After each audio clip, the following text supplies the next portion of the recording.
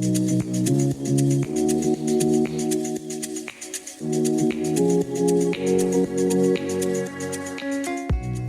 friends, Pastor Michael from Organic Church.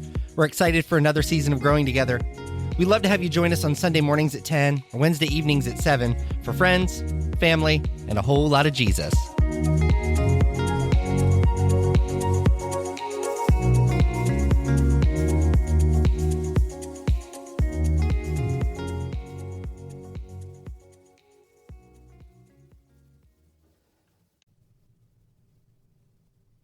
Okay, Dale. How we doing this week, buddy?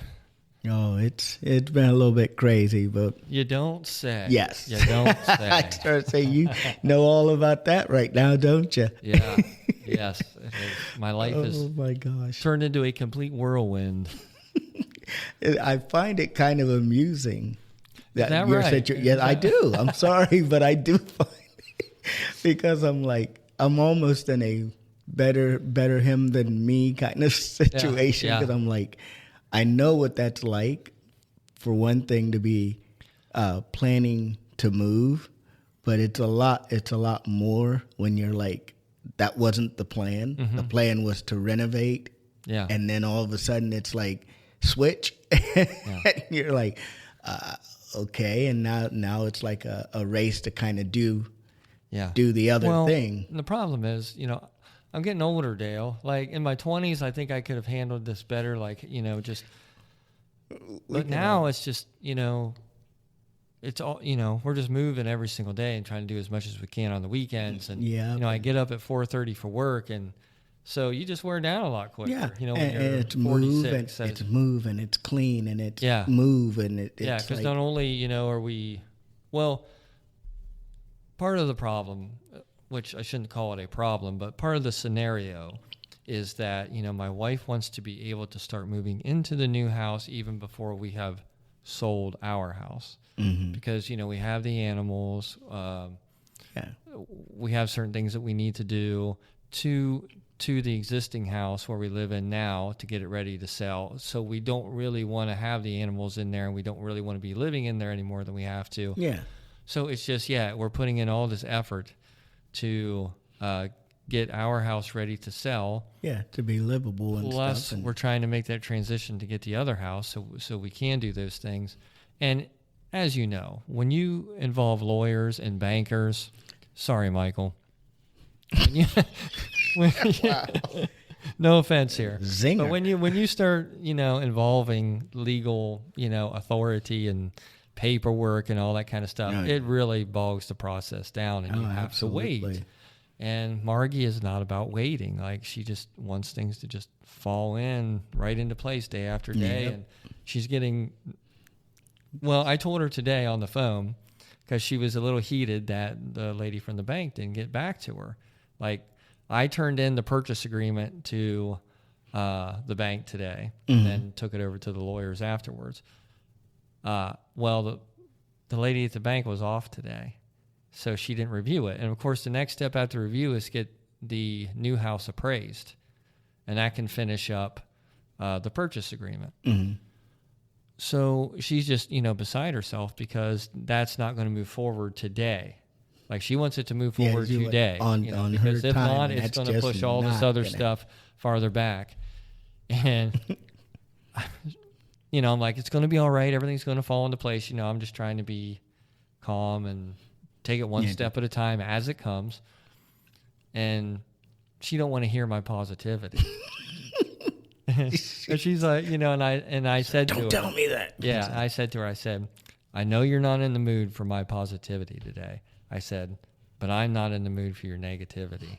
I said, I can't handle your negativity. I said, because I'm teetering right now on staying positive. And when I say that, I just mean I'm teetering on keeping up. Yeah. Like, because, it's wearing me down. And I'm trying to just stay focused, say like, okay, these are the things I have to do today to keep this process going forward. And if I accomplish all those things, then to me it's like, okay, it's a win. Yeah.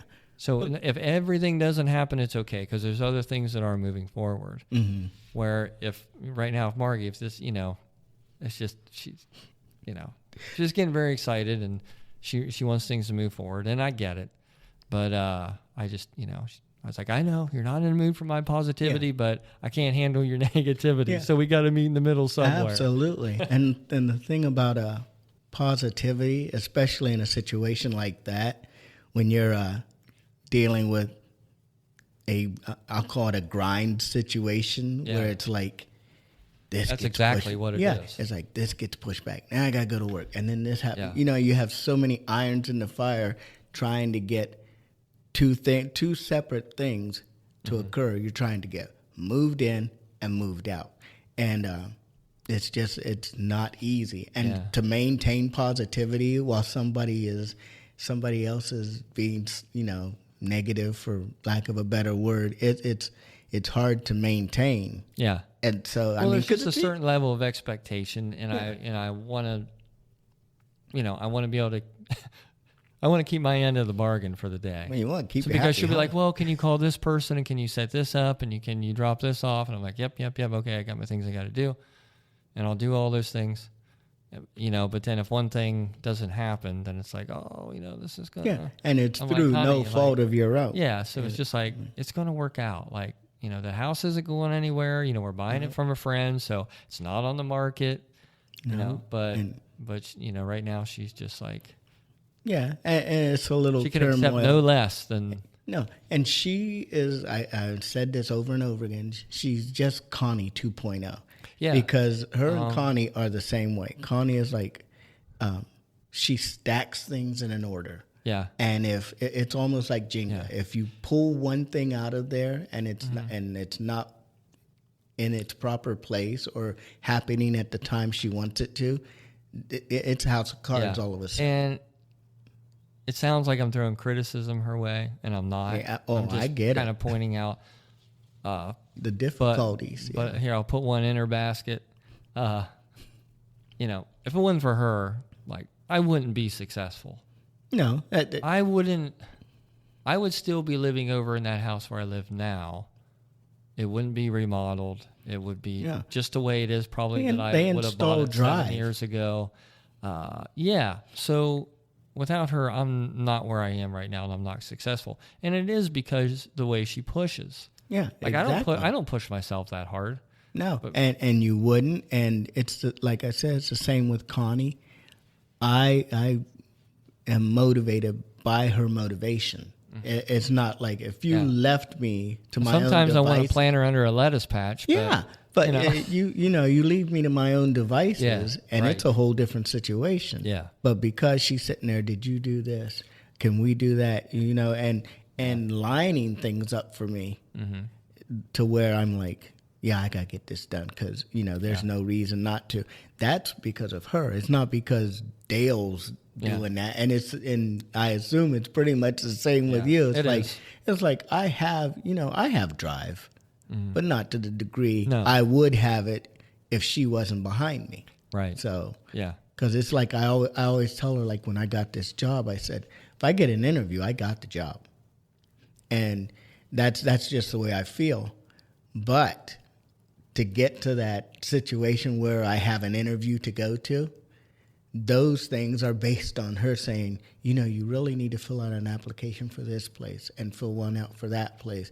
And I'm like, oh, well, and hemming and hawing about things. Mm-hmm. But then when I finally get it going, it's because of her. Yeah. I mean, I have my own drive, which is when I say, if I get the interview, I got the job.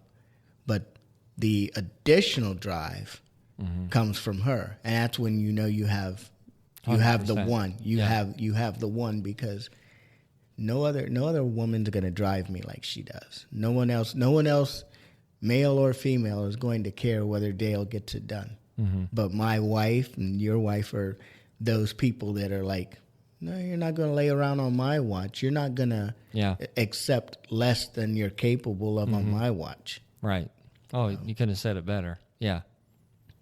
But absolutely. Just so they know, they are appreciated. We appreciate what appears to be hard character on our part. We're saying, well, they're difficult. It's what makes them lovable to us, because you're doing this. I know you love me because you're doing what you do. Mm-hmm. And so don't think we don't appreciate it, because no matter what we say, we're just guys and we can't say it correctly. So I don't think we're not appreciative of what you do for us. We know full well what you do for us. Yep. Just chill out a little bit. That's all. Yeah, don't forget to enjoy life. Yeah, that's all. He's into it, ladies. Yeah. He's into it. So, all right.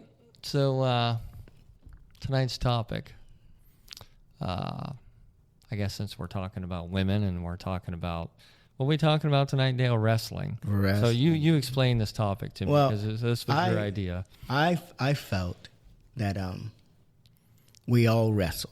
We all wrestle with different things. But I also realized that Nick and I both enjoy wrestling. So I said, we're gonna make that a topic, because in the Christian life, we wrestle, and everybody knows the verse, we wrestle not against flesh and blood, but against principalities and spiritual wickedness in high places.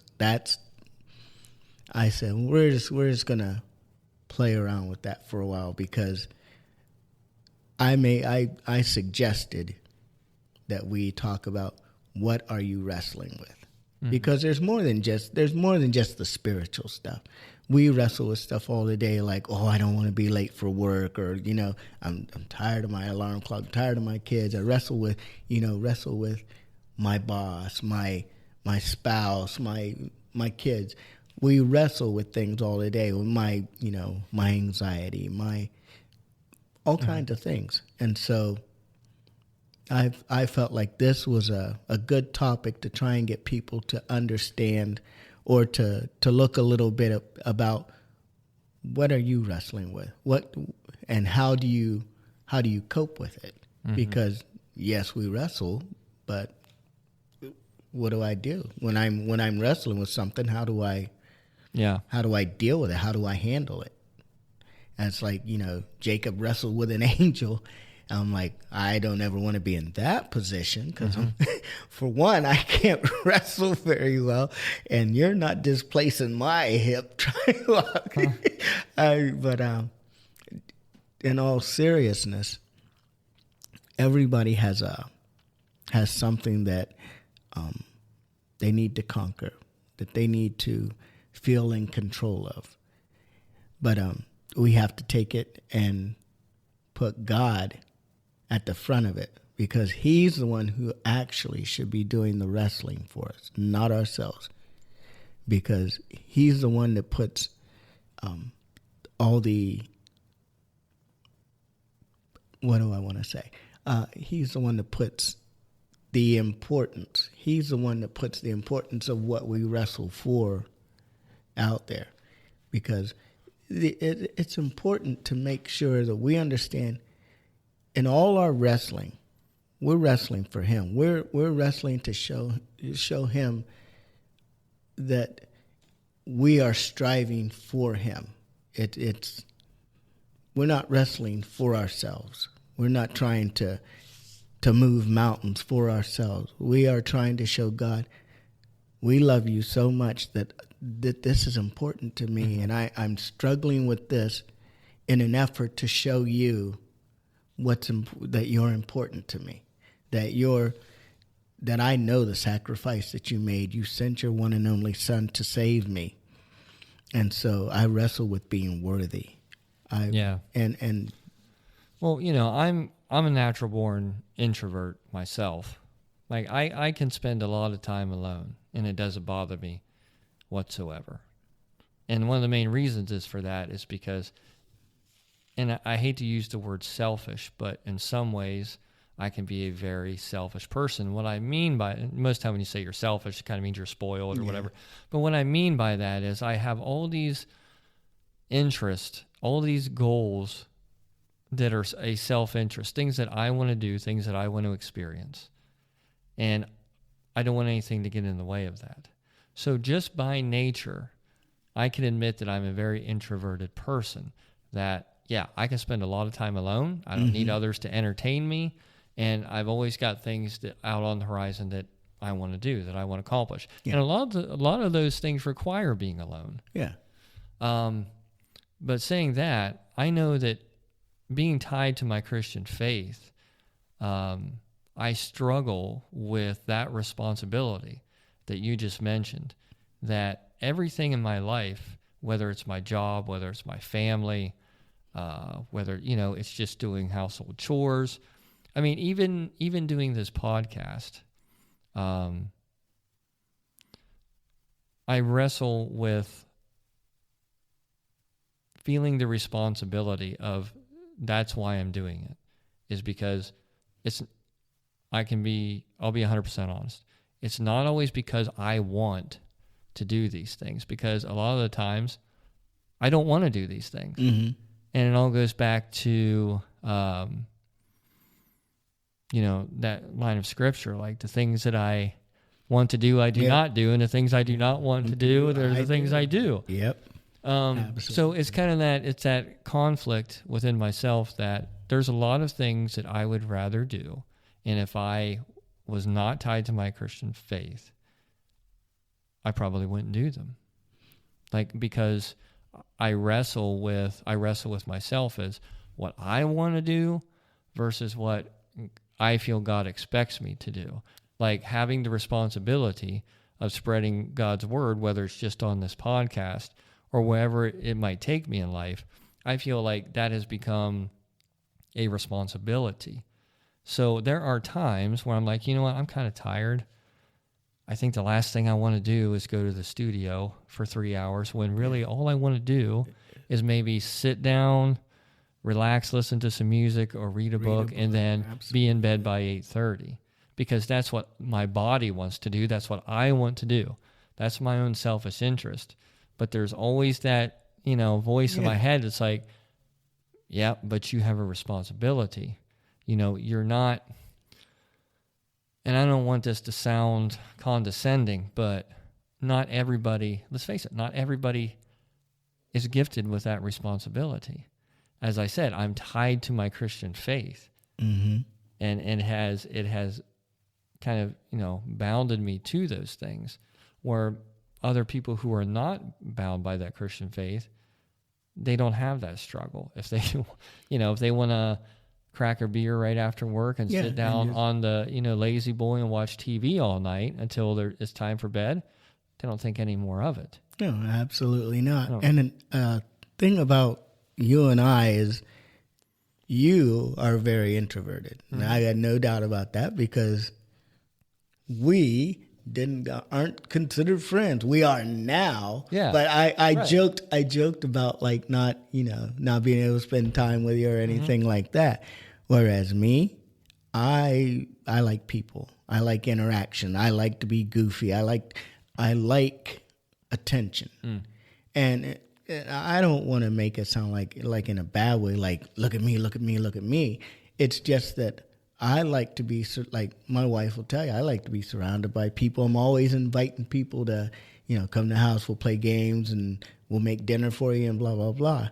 Because I like socialization. Mm. And so I think that connects us a lot better, because you are, I try to respect your introverted tendencies, and you try to respect the part of me that's very social, mm-hmm. because we have good conversations. Yeah. I mean, even outside the podcast, we have good conversations.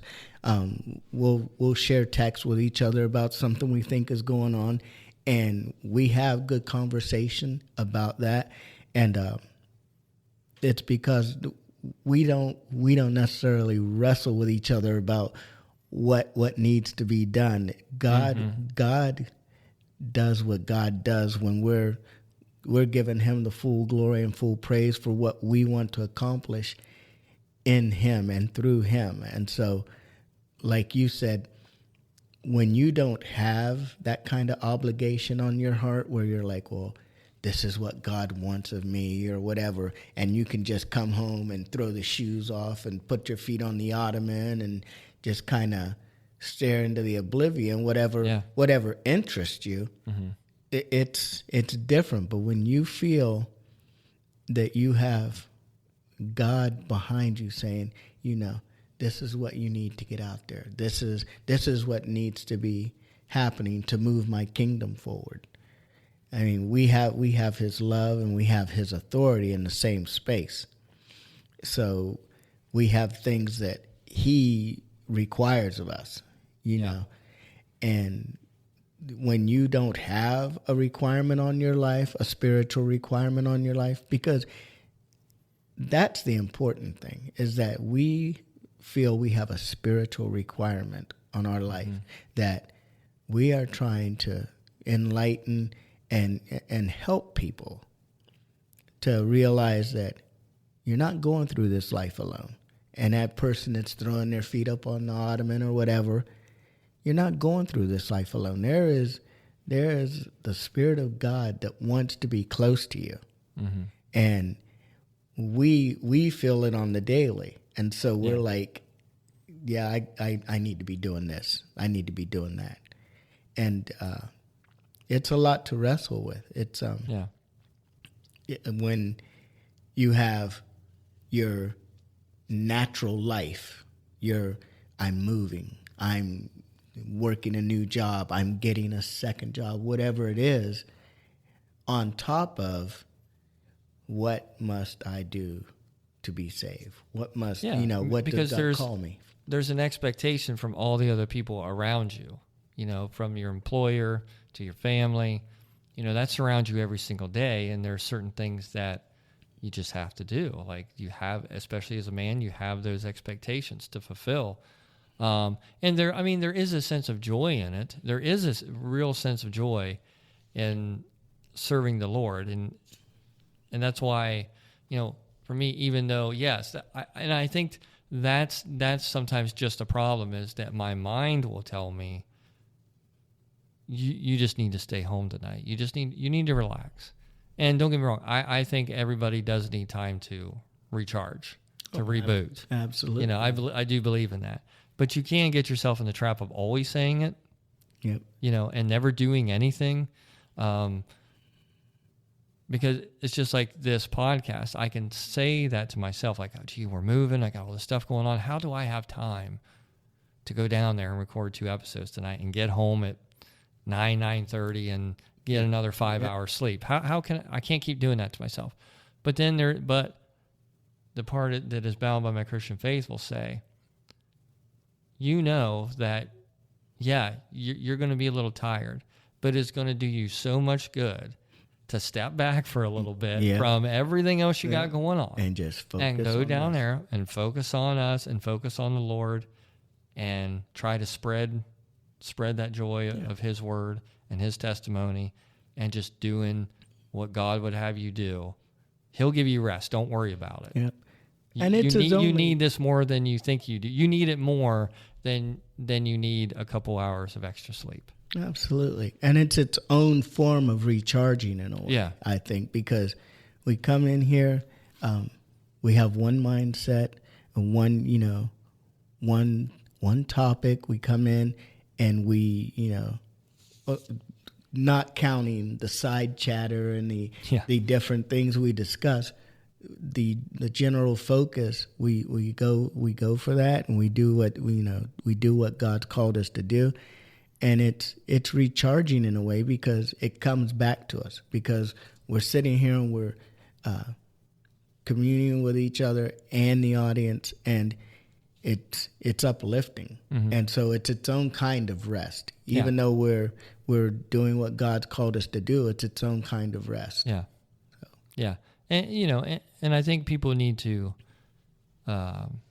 take that into consideration when, like you said, the guy that just gets to come home and sit down on the couch, and you're missing out on that joy, and you're missing out on that part of the Lord that will give you rest, because you can only find rest in Him. I truly believe that. Like you can try to find solace in so many different things, but really it is only through Him that you can find that true rest. And sometimes it just comes down to the fact that if you do accomplish everything that you feel that He set out for you to do, it's a so much better rest to be had when you do get it. Oh, as opposed to, I sat on the couch every single night and I resisted the things that I was supposed to do. You're probably in the back of your mind, it's probably always sitting back there like, I should have done that. Yeah. Should have pushed a little harder, because, even though I laid should have had a Connie and a Margie behind me. Just should have, would have, could have. Because that's when, you really start wrestling with yourself, is when, you just don't have, I don't know. I always say every good human being needs purpose. The worst human beings in the world are those that do not have purpose. I truly believe that.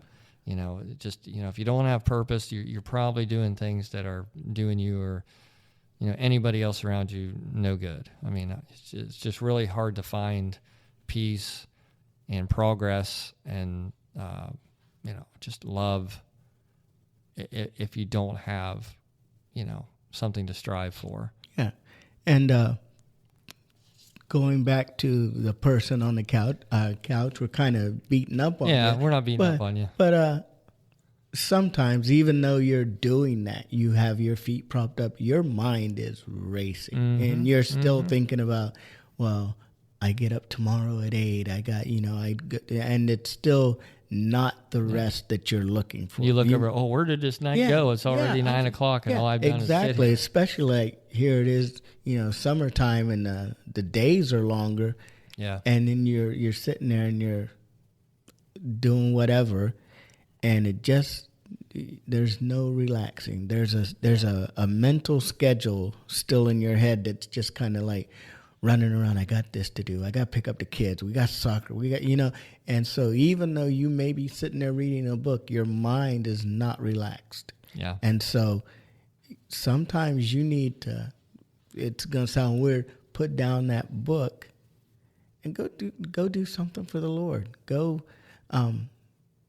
whether it's kneel in his presence for that little bit of time that you're home alone. Don't leave it to yourself and be selfish. Just take that time and say, God, I appreciate that you've given me this opportunity to come home, read this book, to be in your word for 15 minutes, to do like a little self devotional, if you will, just where you're giving him 15 minutes out of your day and saying, slow me down.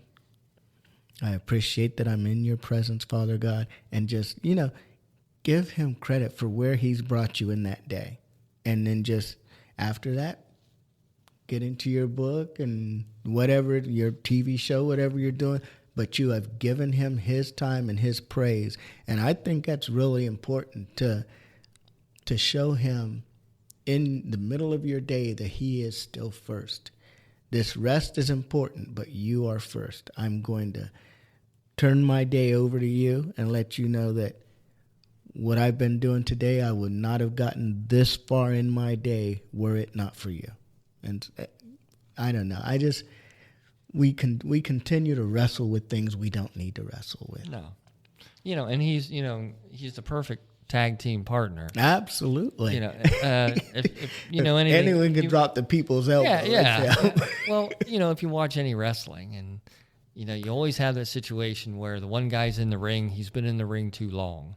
And somehow, no matter how close he gets to the corner, they drag him back in for more, and he's just getting his butt kicked by the other team. He just can't get away from them.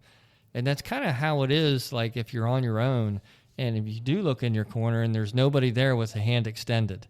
And there's plenty of those matches where, they turn around and their partner has left, like for some selfish reason, or and then they're reaching their hand out and there's nobody there, and then they're just at the mercy, at the mercy of two 500-pound guys that are just pummel them, and that's how it can be, when you don't have Jesus in your life and you're wrestling with things. Is you can go in the ring for a while, and you can go in with a full head of steam and hold your own for a little while, but eventually you're going to get worn down, and eventually you're going to be on two knees, and then eventually you're going to be on your back in the middle of the ring.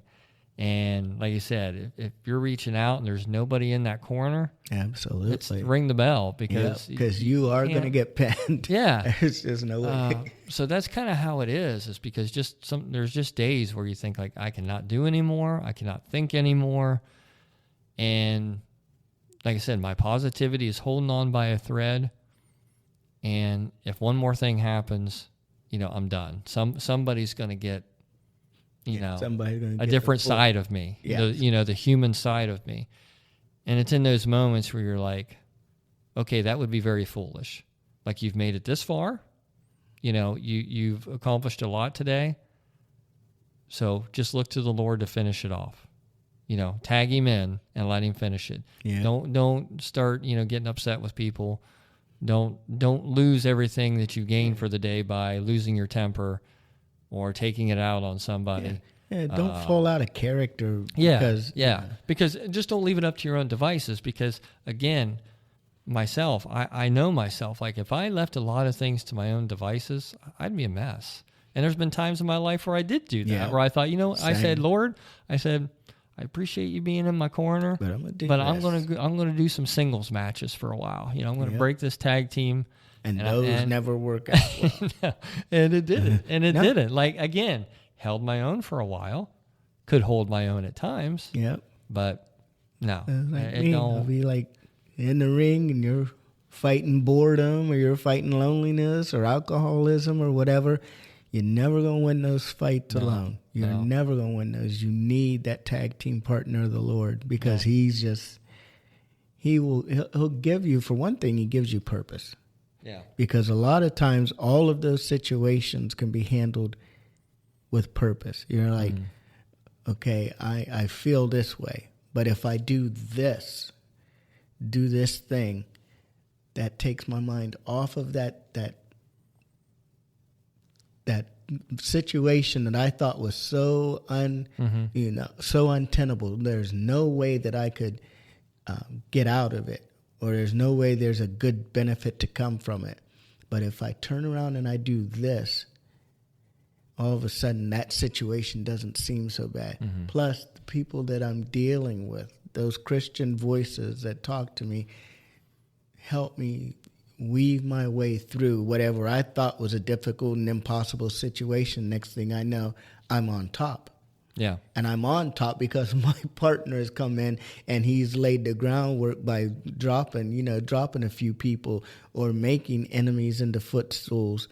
And, and the worst opponents are like self-pity and shame. Oh, absolutely. If you're facing those two by yourself, then it just can lead to a lot of bad things. They're relentless. They do not stop, and they're in your face every day. Yeah. And it's like for the entirety of the match, they're like right there. Yeah, they don't run out of steam. No, they don't. Yeah. It's like they are constantly tag teaming. Yeah, they're tagging in and out. Like, they got it going on. Sometimes they're just in there both together, just laying you out. And they got the ref distracted. So it's all those things. It's just you get in those situations, and we have a partner who they can both be in the ring at the same time with him, and they're not going to win. No, because he has that skill set that we can sit there and be ready to be tagged in, and he's like, nah, I got this, and he's just flying off the ropes, or he's doing whatever needs to be done to ease our situation. Yeah. It's like, wow, I should have let him start the match. Mm-hmm. And that's what we forget, is he should start our matches. But so many times we want to go in first and try to handle exactly. it. Exactly. It's like, let me wrestle it for a while. I got it. And then we're like, oh, I don't got it. Uh-huh. So I think that a lot of times we get overconfident. It's like, and for the wrestling people who are following along with us, it's like when you first jump into the ring and you're like that guy that's smacking elbows off people's heads, and you're two people are trying to get you, and you turn it and nail the other one, and then the other guy comes back and you headbutt him, and you drop kick the other one. You're so far ahead, and you look like you have everything handled, and then all of a sudden, one of them pokes you in the eye. A thumb in the eye. And you got a thumb in the eye, and then next thing you know, you are in trouble. Yep. And you're in a situation you did not think you're going to be in. And it's the same way in our Christian walk. We're running on. I got this job going, and I'm doing everything, and my family's happy, and it just everything's going good. I don't need God. And then all of a sudden, boom, thumb in the eye. I lost my job. Yep. My wife is upset with me. Whatever happens, it's that thumb in the eye situation. And now you're looking for him. And he's the only tag team partner that is not walking away. The same yesterday, today, and forever. And so when you turn around and you're like, okay, I got that thumb in the eye. The situation is unbearable. And you reach out. He's right there. Yeah, he's going to tag. He's right there. He's not distracted by the manager of the other team or by, the ref getting thrown out of the ring. He's always right there. And we just have to remember that no matter what the battle is, no matter who's in the ring against us, anxiety, lust, whatever it is. Well, we were talking about suicide at home a couple of days ago, and because it's one of those things like we heard so-and-so, and then another person we got talking about, and some of these people we knew pretty well, and someone we knew had went to a certain church, certain denomination, whatever. And I'm not trying to get into all that. But anyway, one of my friends was saying, like, they don't realize how selfish they're being, and what they're leaving behind, or, somebody has to find them when they decide to do something like that. Mm-hmm. So they don't realize what they're doing. And I agree with all that, but at the same time, I said, I do have a lot of empathy for people who find themselves in that situation. I said, because I can't imagine, again, being in that situation and not being able to look over your shoulder and not see Jesus, not see God, to say, hey, Yeah, it adds a hopelessness to you. Yeah, so it's like some people are like, I just can't understand how somebody could do that. And I'm like, I can understand how somebody would do that. Easily. Because I can understand how lost somebody can be by they fought this battle, whether it's depression or whether it's some form of abuse that has been inflicted upon them. Whatever battle, whatever they're wrestling with, they've chose to do it alone. And they've chose to do it outside of the Christian faith, or in some cases the right, Christian, guidance. Mm-hmm. And they get so low that they don't see God. So they don't see any way out. And I have a lot of, empathy for those people. I can't imagine feeling that lost and hopeless, because I've felt what I feel is lost and hopeless before. I felt like nothing's going to change, like, how could things get any worse? I've said all those things to myself at times in my life. But I've never felt that black hole of hopelessness, like God wasn't there.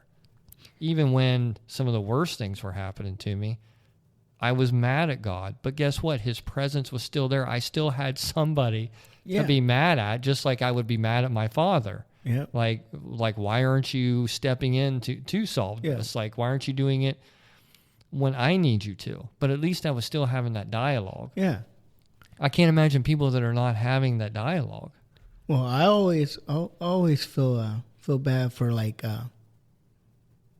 battered spouses, and I've known a couple of friends of mine that have had relationships like for decades with different people, and gone through abuse after abuse after abuse, and then you're like, in your head, you're like, Why don't they just walk away? Like, what's the problem? Why don't you just say, I've had enough, and you treat me this way, and I'm done.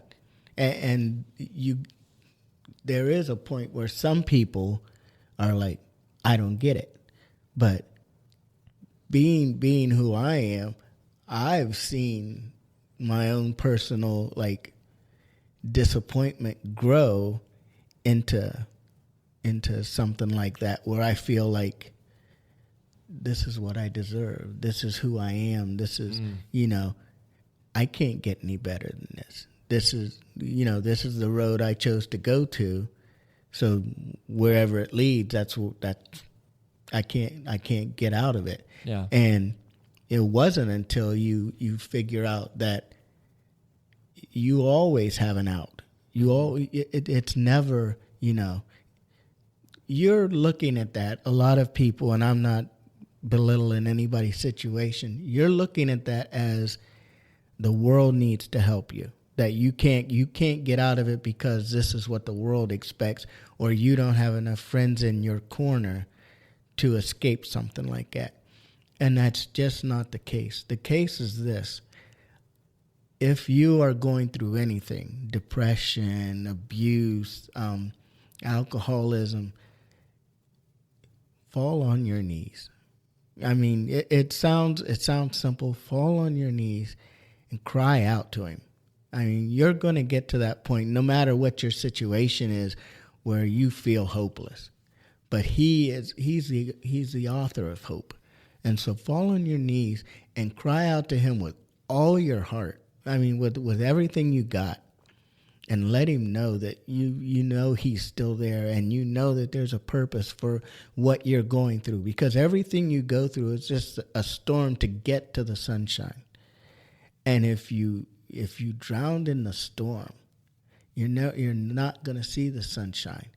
So you fight through with God.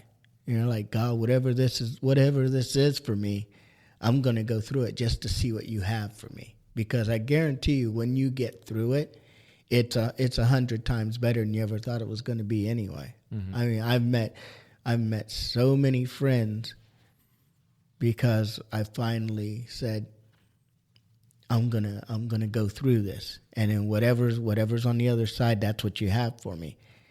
And I've been blessed. You, Pastor Michael, and Sissy, and I can name tons of people that, not just in this church, but just people that in my life I would never have met if I gave up, if I did not turn to God and say, whatever you have for me, that's what I have. My wife would not be in my life if I just gave up and didn't give it to God. Yeah. She specifically said, "You put me back on track to be with God." And if I had dropped my Christian values, if I had dropped what God has been doing for me, I would never have gotten her. I would never have had who I have. And I know that she's the gold in my life. And I would be filthy rags without her, pushing me. And that's all God. And so that's why I say and see how we come full circle with that. That's how we started this conversation. Yeah, absolutely. And that's how we're getting towards the end of the conversation. We're circling right back to that. Yeah. That's the value of God, is that he can see what Nick needs. He's like, Nick, you're not going to be able to accomplish the things you need to accomplish unless you have a Margie. Mm-hmm. Dale, you're not going to be able to accomplish some of the things you need to accomplish unless you have a Connie, because a Connie is going to welcome things into your life that you never thought you were going to have. I never thought I was going to have 6 kids, and each and every one of them so valuable to me. Mm-hmm. And I never thought that I would go on cruises or, have relationships with people, and to the degree I do. And it's all. It's I wouldn't be in this church if it wasn't for and it's all because of her. Yeah. It's all because God said, you're done fooling around? I'm like, yeah, God, I'm done fooling around. I'm tagging you in. He's like, okay, well, I'm dropping this tag team partner in your life. And it's been, at times, it's been a real wrestling match, but it's always been a joy. And that's because God knows us better than we know us. Mm-hmm. But I just, I'm happy to be what God and who God has called me to be. And no matter what that turns out to be. If I'm famous tomorrow or broke tomorrow, it's all to his purpose. And there's always going to be something great to come out of it. Yeah. And you can't have everything in this world. No. There's so many things that we wrestle with as human beings, and ambition has always been one of mine that I've always tried to curb. It's just this personal ambition to do this, do that, and you just think you can do all these things. And it's great to accomplish, to have, personal ambition and have goals and accomplish those goals. There's nothing wrong with that. But you can't, at the end of the day, at the end of your life, you can't do it all. And if you do accomplish all those things, but you do it without God, I don't see how you can find the real reward in that. I just think all those things feel empty, because eventually, it's the old saying, beauty fades. Yep. Physical strength fades. Yep. Your eyesight goes. The knees. Some days you won't be able to walk anymore. All the things that you rely on a daily basis that you think are so important, it's gonna leave you. It's gonna, every single day it diminishes. Yeah. And I've said before that everything you do in this world takes from you. Even if it looks good on paper, it's still taking from you. Oh yeah. The only thing that doesn't take from you is God's word, is your relationship with God. It's the only thing that can add to, you can be, yes, you can find yourself in a wheelchair and still find God. Absolutely. But if you find yourself in a wheelchair, unfortunately, you can't play basketball no more. You can't go on hikes no more. You can't do all these things that perhaps that you coveted and you enjoyed. Mm-hmm. But in a wheelchair, you can still find God. It's the one thing that it does not matter, up until your final day. As long as you're conscious, you can find God. And that's, the only thing I know for sure. Everything else in this world, I can say the only thing that's for sure is nothing's for sure. Yeah, absolutely. But they that used to say, it's like death and taxes. Yeah. But it's just that's the one thing that I know is for sure. Yeah. And the older I get, the more sure I am. The more sure I am. And I used to hear people talk like that when I was in my teens, my 20s, and you kind of think, yeah, okay, yeah, you are. Yeah. But it's true. It's just one of the things you hear everybody say. But there's a reason why everybody says it. Yeah. Because it's true. Yeah. And you kind of wish that when they had said it when you were younger, that they would have emphasized it. I mean, they may have. Yeah. But not to the degree I wish that they have, because it should be ground into your heart every day that God is who you need. And that, everything else, eventually, Dale, you're gonna slow down. Eventually, you're gonna get tired. Eventually, everything is going to hurt. And eventually, you will start to lose things that you didn't think you were gonna lose. Your youth, your, other people, your smart, other people. Absolutely, wealth. Because you take it like Elon Musk just became a trillionaire. Mm-hmm. And in my mind means absolutely nothing. Mm-mm. It means nothing because, okay, you can buy this, you can buy that, but when you die, where's it at? It's not, you can't take it with you. Yeah. And so the only thing that you can take with you from this life to the next, from moment to moment, is God. It's the only thing, and your relationship with him. And so you make that choice to tag up with him, more or less, and it's not a mistake. It's not a mistake. I know so many people is like, oh, if he was this and if he was that, he is this and he is that. We are not. We fail him. It's not the other way around. We always like, where is he? Well, and it is a tag team. Exactly. Like, I think a lot of people miss that. It's like, oh, I asked God to come into my life, or I prayed for this and nothing happened. He's never done anything for me.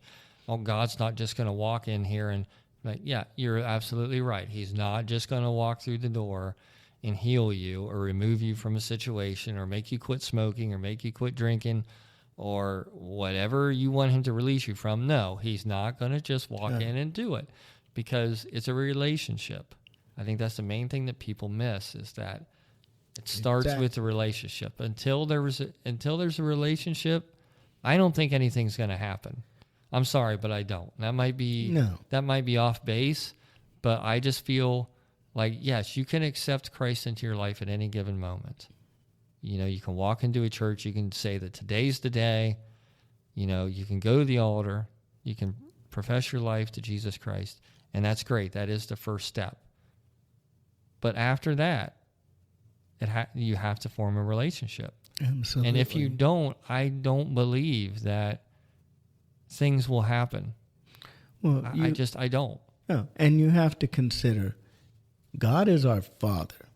And so taking a fatherly relationship, when you ask your father for something and he always gives it to you and always gives it to you and always gives it to you, what happens to you? You become spoiled. Yeah. You don't appreciate what's been given to you. Point. Yeah. It's like, okay, Dad, I want a car. Okay. Dad, I want a Lamborghini. Mm-hmm. Okay, you know, I want to know who's giving their kid a Lamborghini, but there's somebody out there. Yeah, but the thing is, if you're constantly receiving, and you've done nothing to earn that reception, you become spoiled. And it's no different in the realm of God. It's no different in our spiritual life. If God were to give us all of our heart's desires every time we ask for him, we're like, why follow you? Why pour out our heart to you if every answer is yes? And it's no different to me than a human relationship in many ways. Like, I have a son who I have not seen in years. So I am in a position where I am the father, and I have a son who has not communicated with me in years. So let's look at the reality of that situation. There is nothing I can do with that relationship. There's nothing I can do for him. Now, he knows I'm always there. At any given point, he knows where I live. You know, he knows where I am. And I've never ended a conversation without telling him that I love him. Mm-hmm. So he knows in the bottom of his heart, all he has to do is just start communicating, and there could be a relationship. But until he does, as the father, there is nothing. I mean, he's a grown adult. There is nothing I can do to lead him. I mean, I can pray for him. I can do all those things. But until he decides that he is ready to have a relationship, he may be sitting there right now going, geez, I really do miss my dad. Yeah. Really, but until he's ready to have a relationship and realize a few things, there's nothing I can do about it. Absolutely. And a lot of times we have those human relations where, you know, family's just stupid. If you think about it, a lot of family dynamics are just stupid. The things that family members will not let go that completely destroy or forestall a relationship is just, I don't understand. I don't understand it. Yeah. To me, I mean, I don't know. I've always found it easy to forgive. Oh, absolutely. It's one of my better qualities that, you know, and some people say, oh, well, you just let everybody walk all over you. No, I don't think I do. But I've always found it easy to forgive. So sometimes I take for granted that maybe it is a really hard thing to forgive people. Mm-hmm. But just the family dynamics, like, there's just plenty of, like, you know, fathers and sons that don't speak, and mothers and daughters, and you think, over what? Yeah, and usually over something silly. Yeah.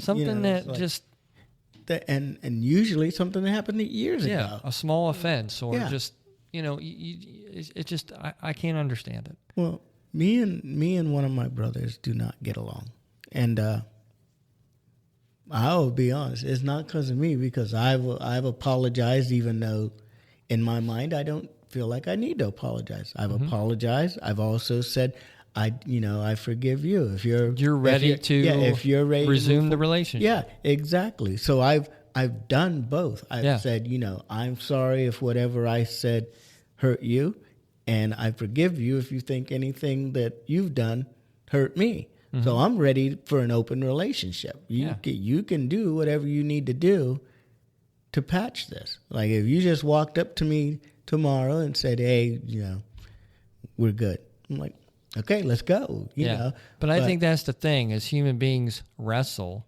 with the stipulations involved in forgiveness. Yeah. You assume, I think they assume that one, what strings are attached to this, this thing you're telling me. And I have to let it all go? I can't ever bring this up again. It's like, and can I not be bitter when I see you next time? Because that's one thing. We like to hold on to our emotion. We like to be able to hold on to that thing that made us feel like we had a little bit of control of whatever happened. It's like, I wasn't wrong. They were wrong. And it's like, who is he to forgive me? Or who is he to, that's not the way we need to look at it. But that's the way a lot of people look at their situation, is like, I'll let go of it when I'm ready. You don't tell me you're not going to be the bigger man, when in fact what you're showing me is I am being the bigger man. You are. So you need to, like, as if you're the one who feels like you've been offended, turn it over to God, because that's the problem, is that we don't turn it over. We like treat it like a personal altar call. And it's like, because when you're in church and you bring it to the altar and you're supposed to let it go at the altar, whatever you have on your heart, you let it go at the altar. And it's the same once you're outside of church. Church doesn't stop inside the church. We take church with us. Mm-hmm. So if you have family situation that ain't right, that something's going wrong and whatever, you take it to the altar. You say, God, whatever's supposed to be happening, they said they forgive me, I forgive them.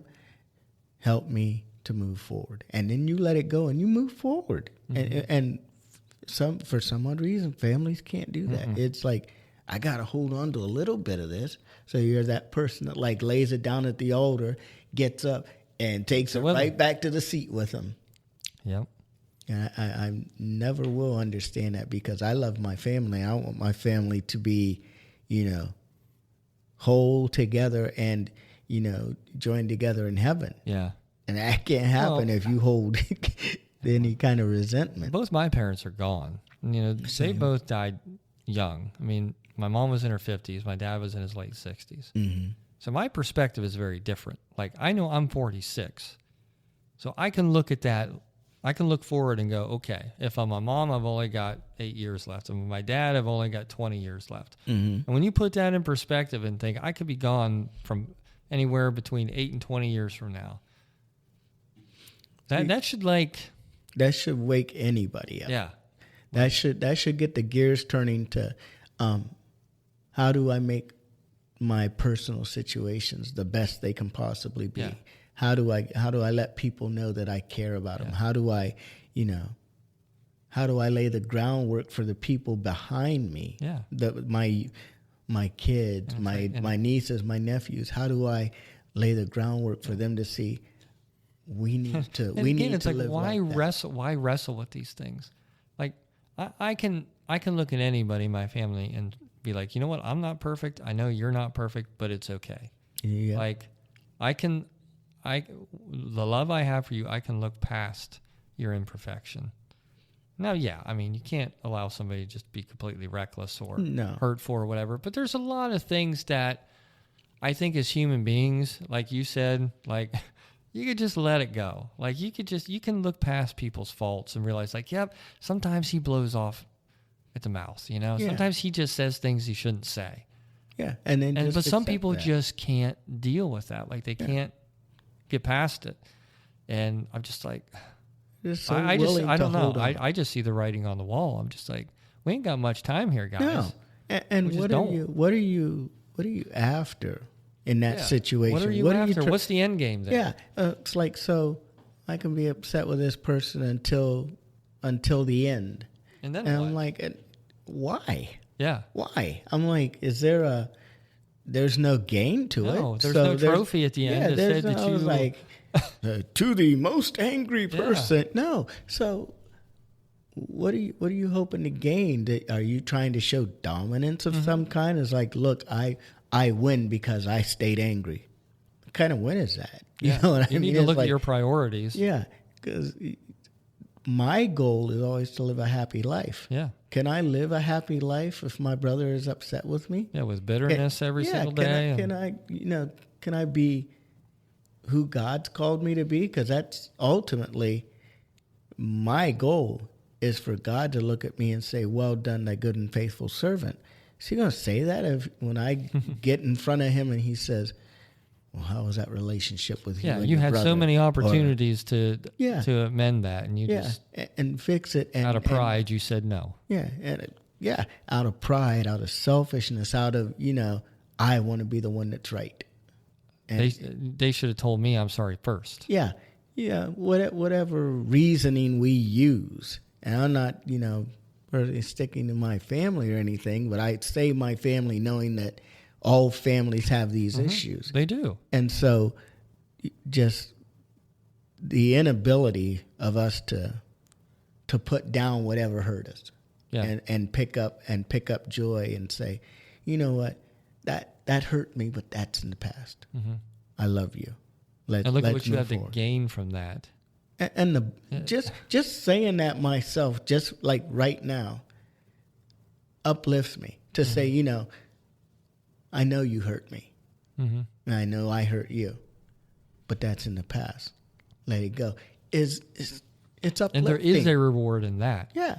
And I mean, you can feel it. You can feel it when you are able to let go of something like that and get your shoulders off the mat, so to speak, and say, look, I get it. I get it. We did this, and there may have been hurt feelings over that. I ate the last pork chop, whatever. I'm sorry. That wouldn't hurt my feelings. No, I'm a greedy person. I understand that, but that's in the past. Let's move forward. Let's realize the kind of person I am, the kind of person you are, and still love each other, and still just and that would be, to me, so uplifting, just to both parties, and just try it. Just try to let it go. And even if that's not generally in your character, because there are some people that's not in their character. Mm-hmm. They're like, I don't care what anybody says. If I feel like I'm right, I'm right, Mm-hmm. Try and just go the opposite way. One time, just say I do feel like I'm right, but I'm gonna put it down, and I'm gonna just let this go, and I'm gonna move forward from that, and just see what happens. You'll be, first of all, that other person's gonna be amazed, because they'll be like, what, you wanna drop the axe, bury the hatchet, or so to speak, and it will create a huge turnaround. Just do it. I mean, not to borrow Nike or anything, but just do it one day. Just try to go the opposite way, because going the way you're going hasn't been getting it done. Yeah. To just one day, just flip the switch on somebody. Yeah. And sometimes you got that guy in the middle of the ring. They're like, "You're gonna have to break my arm before I give up." Yeah. Like what? Yeah, they have to tap there, like, and they put them in that arm bar or something. Yeah, and they're, I have to break my arm. It's like, nope, not gonna do it. And yeah, like, no, tap out. So tap out one time. Just it's not gonna kill you. There's other matches. Yeah, there's other matches. Yeah. Tap out. You can't wrestle no more if you break your arm. Exactly. You're gonna be laid up, and it's like, oh, he's in retirement now. No, just tap out once or twice. It's not gonna kill you. No. But I think we milked the wrestling metaphor as far as we can. But we will come back to it because that's just how we are. That's just how we are. Yep. I was going to say in the beginning, we were talking about the women, and I was going to bring up Macho Man Randy Savage. And I was going to ask you, do you think he would have been as successful if he wouldn't have had Miss Elizabeth in his corner? Oh, I don't think so. I don't think so either. I think she made a lot of his matches because you watch like some of the sketches they did where he was protective of her and she drove the storyline of who he is. Yeah. Well, in the beginning, he was really mean to her. Yeah. Like really disrespectful to her. And I think fans really took to that. Like they really loved her because she was just this real quiet, Yep. Like because she wasn't one of those female managers like you see now where like she'd be up in somebody's face or she wasn't throwing powder in people's eyes. She or was doing more anything. the damsel in distress. She was like type. The first lady of wrestling. Yep. Yeah, she was just always prim and proper, and she always had this look on her face like she was so worried about Randy getting hurt or absolutely. just so she was just a sweetheart in every way, and fans just loved her. And I don't as great as he was, I don't think he would have got as far without that woman behind him. I wholeheartedly and that special agree. dynamic. Absolutely. There. Yeah. I mean, she kind of made him who he is. Yeah. So there's no Randy Savage without Miss Elizabeth. Yeah. So that's a perfect example there. So, all right. So that's enough. That's enough of that for one evening. Yep, I think we covered it. I think somebody should get something out of that. And, it was very enjoyable. I liked it. I thought we could kind of get a lot of mileage out of it. So there's always just a little insider. If you wonder about how people do this, there's always that worry week to week. Like you got your topic, and again, we talk about being busy and all the things you have to do, and you're like, I haven't studied for this at all. Like, I haven't looked into this, haven't thought about this topic at all.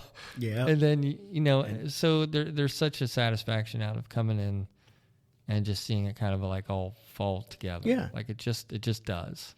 And that's God. That's God, because we come in and sometimes we're prepared and sometimes we're not, but it doesn't matter because we're doing it to the glory of God. And so it always falls in place. And it's like, well, this might be good for 15 minutes, and then the next thing you know, you've gone an hour. Yeah, and so and that's all God, because He says someone needs this, and then we start going that way, and someone needs to hear something else, and it just snowballs, and that is always the Lord.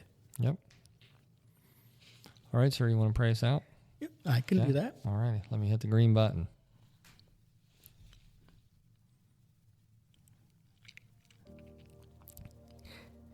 Father God, I thank you for allowing us to get together today. It's been difficult to find the time, and there's things that are always in our way, always obstacles. But there's obstacles in everyone's life, and Father God, we thank you for removing those obstacles and making an opportunity for us to do those things that you called us to do.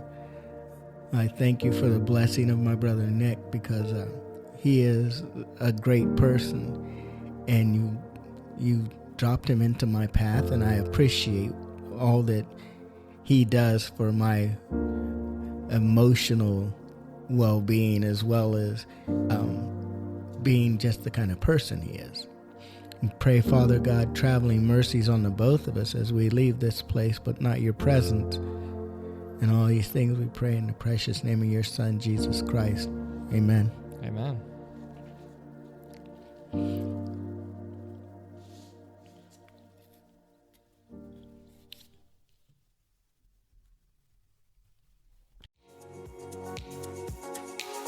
Hey friends, Pastor Michael again.